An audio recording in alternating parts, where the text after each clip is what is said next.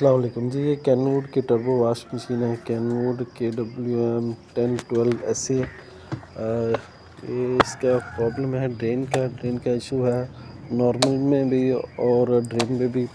जबकि ड्रेन में लगाए तो ड्रेन तो होना चाहिए मशीन के, मेरे के वाश पे भी ड्रेन होती रहती है मशीन। ये मशीन का मसला है, इसको हल करेंगे। ये पीछे वाला जो कवर है इसको खोलते हैं। इसको खोलने के बाद ये देखें, यहाँ पे इसका ये ड्रेन वाल्व होता है, ये हुक होती है, ये फ्री होनी चाहिए। फ्री होगी तो ये पूरी तरह से इसकी सीट बैठ जाएगी।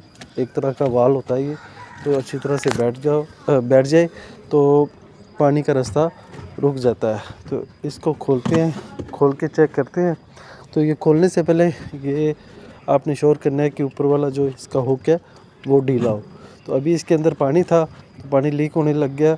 अभी इसका पानी हम ड्रेन करेंगे। इस हुक को ऊपर किया है, ये देखिए पानी ड्रेन हो रहा है। इस पानी को ड्रेन करने के बाद फिर इस वाल्व को खोलेंगे और फिर इसको चेक करते हैं क्या मसला है। अभी ये पानी ड्रेन हो रहा है। जैसे ये पानी ड्रेन हो जाता है तो हम इसके वाल्व को खोलेंगे और अभी पानी तो ड्रेन हो गया। देखिए ड्रेन पे रखा हुआ है स्विच को, तो ये जो हुक है वो टाइट है, उसने लिफ्ट किया हुआ है ऊपर, तो पानी नीचे से मतलब ड्रेन हो रहा है। अच्छा, अब ये पानी मुकम्मल ड्रेन हो चुका है, तो देखिए पानी आना बंद हो गया। इस पर अभी आप ड्रेन को वापस वाश पे कर देंगे। तो इसको चेक करते हैं। अभी ये जो इसकी हुक होगी वो ढीली होगी, तो इसलिए आपके ऊपर वाला कवर जो है वो खोल लेना है। एंटी क्लॉकवाइज घुमाते हुए इसको आपको कवर में खोल लेना है। ये जब कवर खुल जाएगा तो यहाँ से एक प्लंजर सा होगा, स्प्रिंग होगा, प्लंजर होगा। ये देखें, ये इसका प्लंजर स्प्रिंग है, काफ़ी गंदा। और यहाँ पे आपने देखा रेशे पड़े हुए हैं, कुछ दागों के रेशे हैं और कुछ मैल वगैरह है।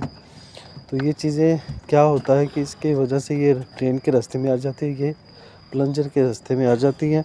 वो सीट पूरी तरह बैठती नहीं है, तो इसलिए वो नॉर्मल हालत में भी मशीन आस्ता आस्ता ड्रेन होती रहती है। तो अभी आप इसको चेक करें। अभी कैमरा इसके ऊपर जाके देखें, ये देखें एक नोज़ प्लास से हाथ नहीं पड़ता, तो आपने इसको देख रहे हैं कि फंसा हुआ है, तो आपने इसको घुमाते हुए निकाल लेना और श्योर करना है कि अच्छी तरह से ये साफ़ हो जाए, नहीं तो कुछ देर बाद फिर ये मसला आना शुरू हो जाएगा। अब इसको अच्छी तरह से साफ़ करना है।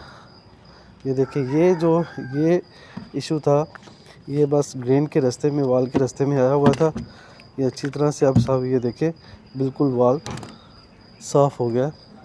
तो अभी हम इसको जो वाल का प्लंजर है, सीट है, इसको भी साफ़ करेंगे किसी ब्रश की मदद से या किसी कपड़े से या पानी से, जैसे भी मुमकिन हो सके इसको साफ़ करेंगे। ये इसके अंदर आ जाता था, तो इसलिए सीट बैठती नहीं थी और पानी ड्रेन होता रहता है। ये प्लंजर इसको उठा के रखता है, तो यही प्रेस करके रखता है सीट को, जो स्प्रिंग है। और अब इसको साफ़ करते हैं।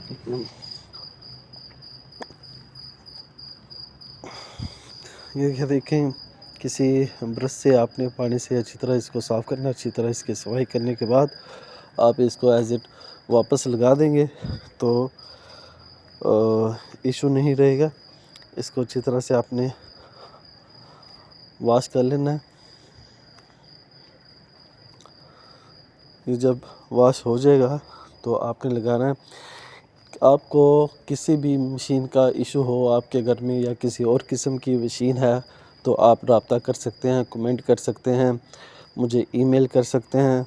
मैं बाकायदा उस पर वीडियो भी बना दूंगा। अगर वीडियो ना पॉसिबल हुई तो एक ड्राइंग के ज़रिए आपको समझा दूंगा कि इसका आपने ये क्या करना। एक दोस्त ने कॉल की थी कि जी मेरे गीज़र का मसला है, मेरे ओवन का मसला है। तो 2-3 दोस्तों ने ऐसे पूछा, तो उसे मैंने अपनी ही रिकमेंड वीडियो कर दी। और अगर पॉसिबल नहीं था तो मैंने उसी पे एक नई वीडियो बना के उनको सेंड की, और उन्होंने खुद ही वो जो उनके होम अप्लाइंसेस का ओवन का या गीज़र का कोई मसला था, उन्होंने खुद ही हल कर लिया। अब देखिए ये साफ़ हो चुकी है। तो इसके साफ़ होने के बाद इसको हम दोबारा प्लेस करेंगे। जब हम इसको प्लेस करेंगे तो एक चीज़ का ख्याल रखना है कि ये जो इसका हुक वगैरह वो ठीक से इसकी सीट के साथ बैठे। ये देखिए अभी नज़र आ रहा होगा आपको,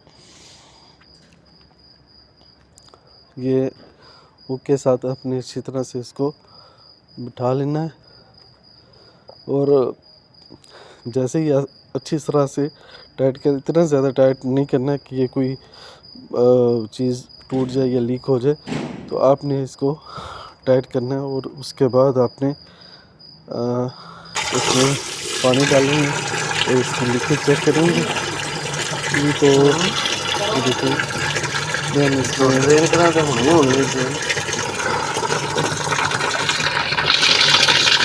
हेलो भाई, किधर जा रहे हो? सब्सक्राइब नहीं करना और बेल आइकन पे प्रेस नहीं करना?